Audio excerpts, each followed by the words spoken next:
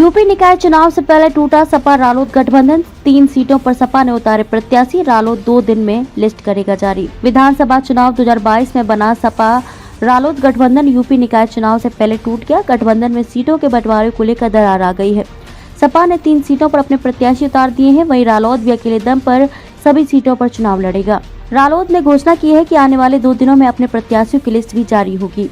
रालोद के राष्ट्रीय प्रवक्ता रोहित जाखड़ ने बताया कि विधानसभा चुनाव में सीटों के बंटवारे को लेकर जो भेदभाव रालोद के साथ हुआ उसे हमने बर्दाश्त कर लिया, लेकिन निकाय चुनाव में वो भेदभाव दोहराया जा रहा है, उसे सहन नहीं करेंगे। रालोद दूसरे चरण के चुनाव में सभी सीटों पर अकेले चुनाव लड़ेगा। गठबंधन में दरार का कारण सपा द्वारा रालोद के हक वाली सीटों पर अपने प्रत्याशी उतारना है। इसके बाद रालोद कार्यकर्ता भी भड़के हुए हैं। उन्होंने गठबंधन से स्पष्ट इनकार कर दिया है। रालोद की सीटों पर सपा ने उतारे प्रत्याशी। गठबंधन में दरार सोमवार को उस वक्त शुरू हुई जब रालोद की सीटों पर सपा ने अपने प्रत्याशी उतार दिए।